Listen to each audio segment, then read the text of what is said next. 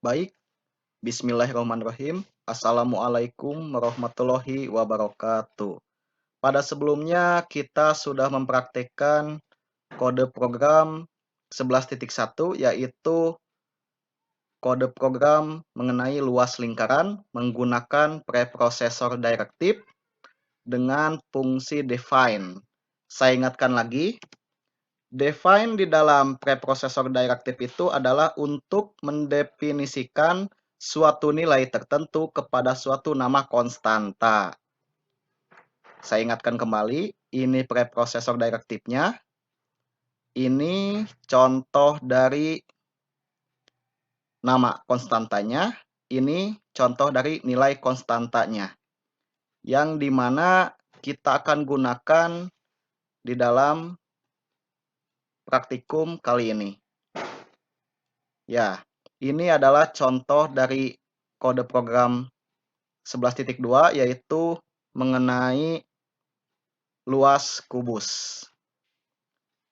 Kita analisis terlebih dahulu, yang dimana kita akan praktekkan pada kali ini setelah kita sudah mempraktekkan program luas lingkaran. Dan pada kali ini kita akan praktikkan untuk program luas kubus menggunakan preprosesor direktif. Baik, kita mulai saja. Di sini sudah dapat kita ketahui mana yang dimaksud dengan preprosesor direktifnya. Tentunya ini. Lalu, program ini berbeda dengan program yang sebelumnya, seperti yang 11.1, yaitu kalau di 11.1 itu luas lingkaran yang jari-jarinya sudah ditentukan. Sementara di sini untuk luas kubus, nilai sisi kubusnya kita yang tentukan atau yang kita inputkan. Kita harus menginputkan atau memasukkan nilai sisi kubusnya. Nah, seperti biasa di sini saya menggunakan dep C++. Saya ingatkan kembali, di sini jangan menggunakan .h untuk IOStream-nya, lalu menggunakan tambahan using namespace std. Dan satu hal lagi, tidak menggunakan clear screen. Atau kalau dalam praktikum ini ada yang namanya hapus. Nah, hilangkan saja itu. Nah, lihat ada perbedaannya. Di sini ada mulai, awal, sampai ke akhir. Sebenarnya program ini bisa tidak menggunakan preprosesor direktif. Namun, bahasannya kali ini kita harus menggunakan preprosesor direktif. Nah, kita lihat. Mulai ini berpacunya ke dalam define mulai main. Dan lihat ada awal. Awal ini berpacunya ke define awal. Cetak.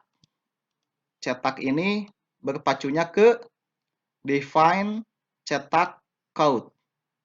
Dan ada lagi masuk. Masuk ini berpacunya ke sini. Define masuk cin.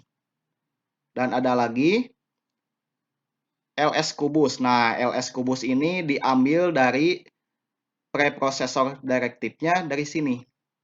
Jadi rumusnya sudah dimasukkan ke preprosesor direktif. Dan di sini ada yang namanya tahan. Tahan ini sebagai pengganti, sebagai gates. Gantinya gate. Yang kita berpacunya ke sini. Kalau belum paham, saya ubah dulu.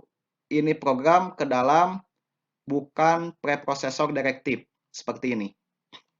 Nah, ini tidak menggunakan preprosesor direktif. Kita coba dulu running yang menggunakan preprosesor direktif dulu. Kita running dulu F11 untuk membuktikan apakah program menggunakan preprosesor direktif dengan tidak menggunakan preprosesor direktif berbeda atau tidak. Misalnya sisi kubusnya 3, 9. Ini yang menggunakan preprocessor directive. Kita coba yang tidak menggunakan preprocessor directive. Ini saya sengaja edit programnya tidak menggunakan preprocessor directive agar kita paham dalam preprocessor directive ini. Kita running atau compile. Nah, untuk tampilan awal sama, coba kita masukkan input nilainya. Misalnya 3 lagi. Harusnya ini nilainya 9. Iya. Ini hasilnya sama.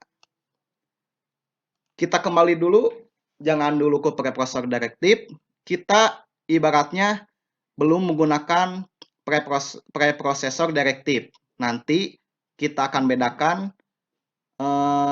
jika kita menggunakan preprocessor directive. Ini murni tidak menggunakan preprocessor directive di program 1.2 atau 11.2. Nah, di sini ada main, in itu untuk variabel, count, chain, count lagi, gauge. Nah, di sini rumusnya tidak di preprocessor directive, di sini masih di dalam bungkusan main.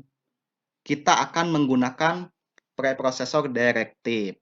Kita coba perbedaannya. Yang pertama, saya kopikan saja biar cepat. Ada yang namanya define awal. Kita akan menggunakan preprocessor directive define awal. Apa yang akan diubah? Ya, benar.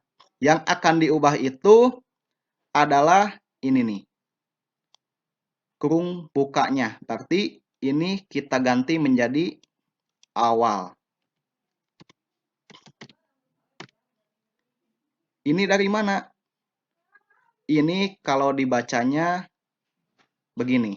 Hash define atau preprocessor directive mendefinisikan nama konstanta dari nilai konstanta.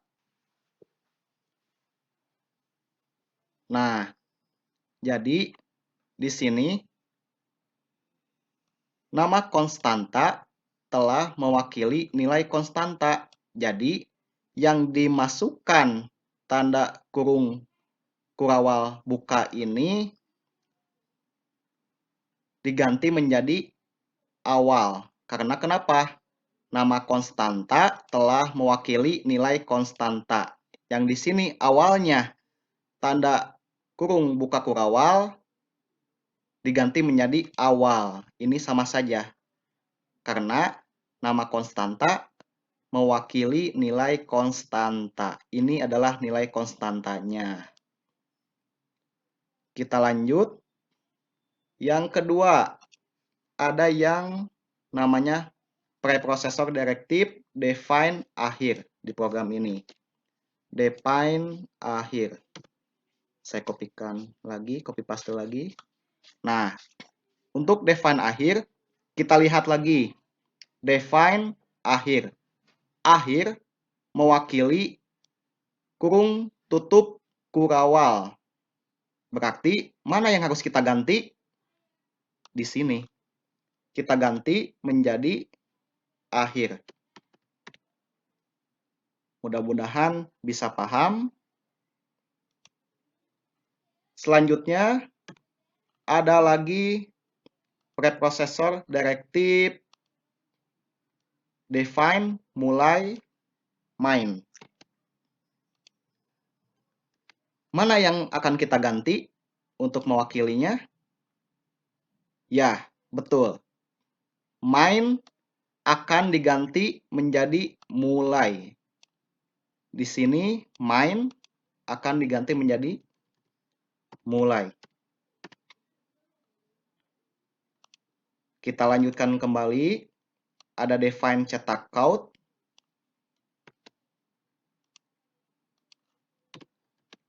Mana yang kita ganti? Ya, betul. Count-nya ganti menjadi cetak. Mana yang count? Nah, ini. Count diganti menjadi cetak.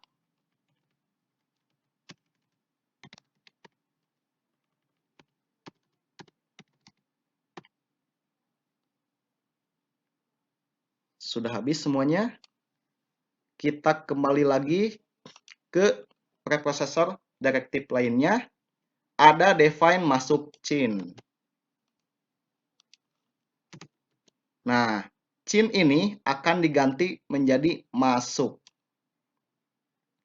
Nah, ini ganti masuk. Sudah tidak lagi. Dilanjut lagi. Define tahan gauge. Berarti gauge-nya diganti menjadi tahan.